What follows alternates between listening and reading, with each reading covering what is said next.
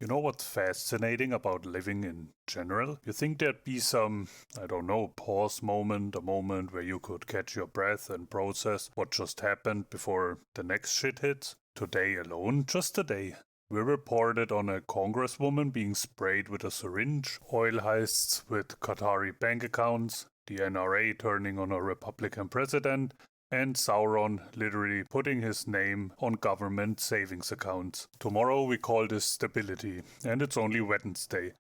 Let's recap the day.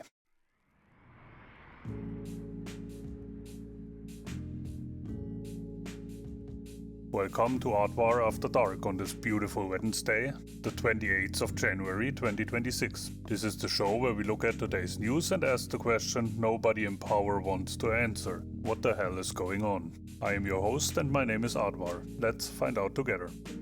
Tuesday night, Congresswoman Ilhan Omar was speaking at a Minneapolis town hall when a man rushed the stage with a syringe and sprayed an unknown liquid at her, seconds after she called for ICE to be abolished. Anthony James, I don't even want to try to speak that name, sprayed her while yelling, "You must resign." This happened hours after Sauron gave a speech in Iowa mocking Omar and Somalia, saying, "She's coming from a country that's a disaster." It's not even a country. Omar fled Somalia at age 8 during a civil war.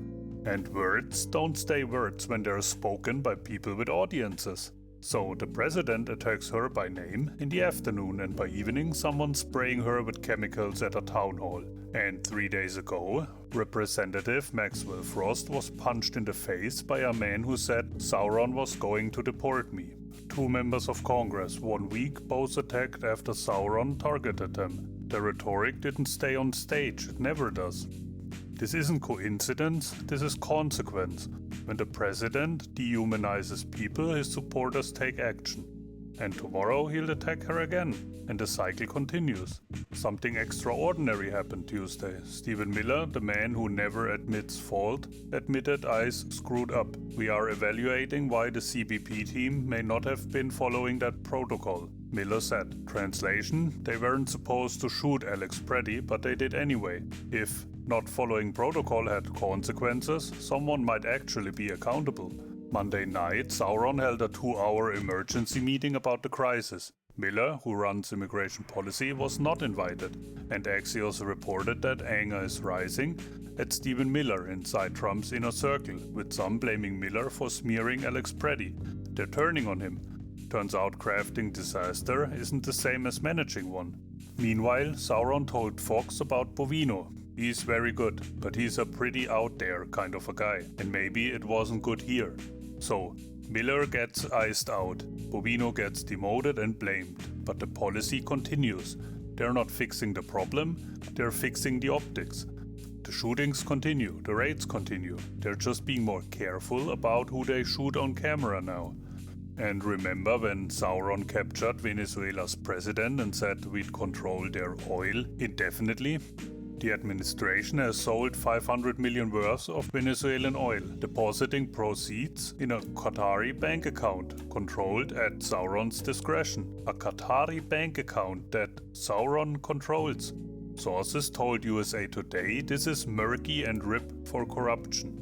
Why put 500 million in a normal bank account when you can stash it where the Sunshine Law refuses to follow?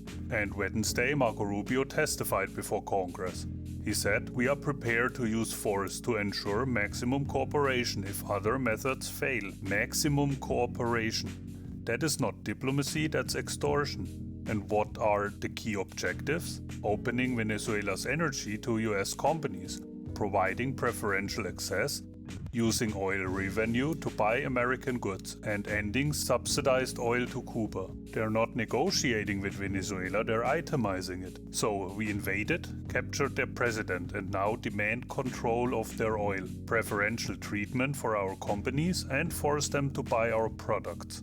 Senior officials told Congress the money would not go to the US Treasury, but to private banks. This isn't foreign policy. This is armed robbery with a Qatari bank account.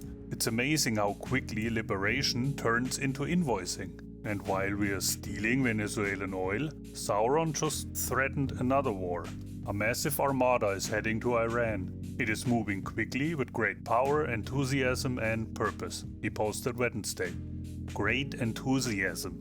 Like it's a parade. War is serious, they say, but hey, at least they're having fun. This is not history repeating. This is more of a sequel to so many shit we already seen. But here's the terrifying part. America already bombed Iranian nuclear sites in June during Israel's war on Iran. So we've already been at war? If they don't make a deal, there will be bombing, the likes of which they have never seen, Sauron told. We've already bombed, and they still promise more. That's just casual annihilation. And he's demanding Iran dismantle its nuclear program entirely, give up missiles and end regional alliances, all non-negotiable.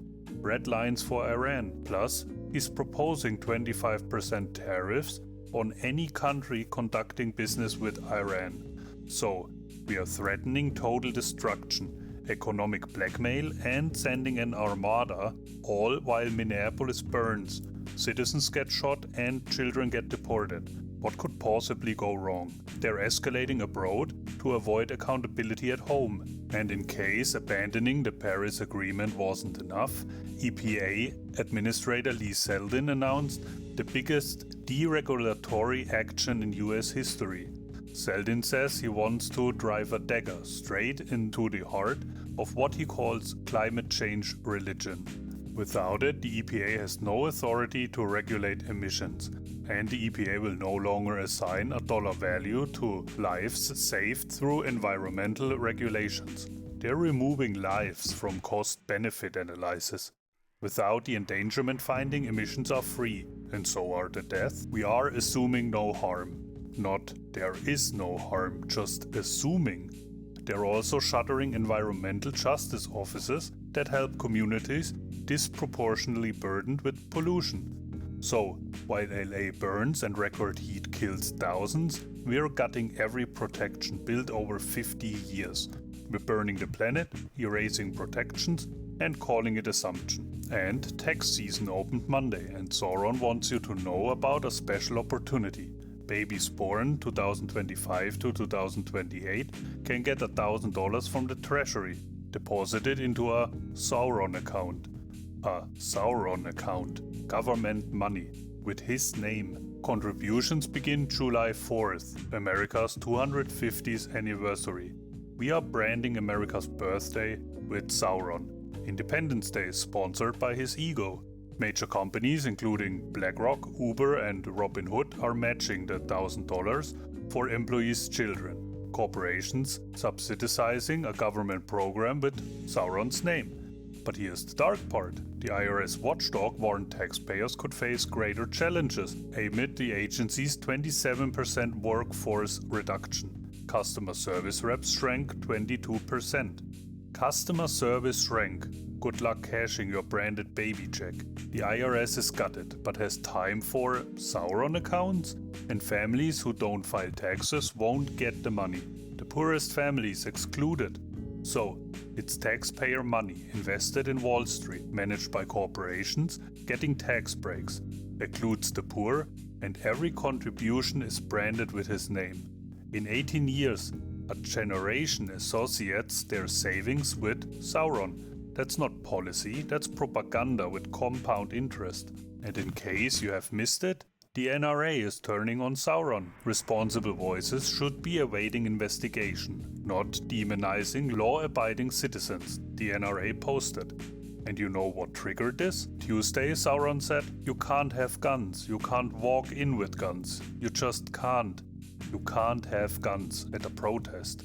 I don't like that he had 2 fully loaded magazines. That's bad stuff.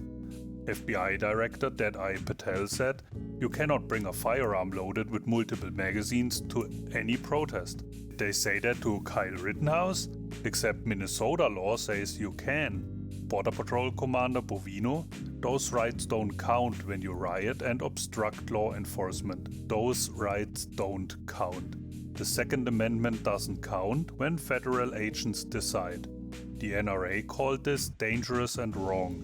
Gun Owners of America, peaceful protests while armed isn't radical, it's American. Second Amendment Foundation said this will cost them dearly with their core constituency. And video shows Preddy does not appear to have drawn his gun. He was holding a cell phone. A federal officer retrieved the firearm from his holster before he was shot. He was disarmed and then executed. So the NRA, gun owners, Second Amendment Foundation, all condemning Sauron. While he says you can't have guns at protests and Patel declares state law illegal. This isn't safety, this is control. Because if you can't exercise Second Amendment rights while exercising First Amendment rights, you don't have rights. You have permissions that can be revoked. So now that's what I call a scorecard. Constitutional rights violated. International law ignored. Climate treaties abandoned. Citizens shot. Children deported. Oil stolen. Accountability nowhere to be found. And tomorrow we'll do it over all again. Different details, same shit. But there's what they don't understand. Every story we cover, every abuse we document, that is evidence. And evidence doesn't disappear just because they wanted to. This was Aardvarh After Dark. Thank you so much for listening. Have a nice evening and take care.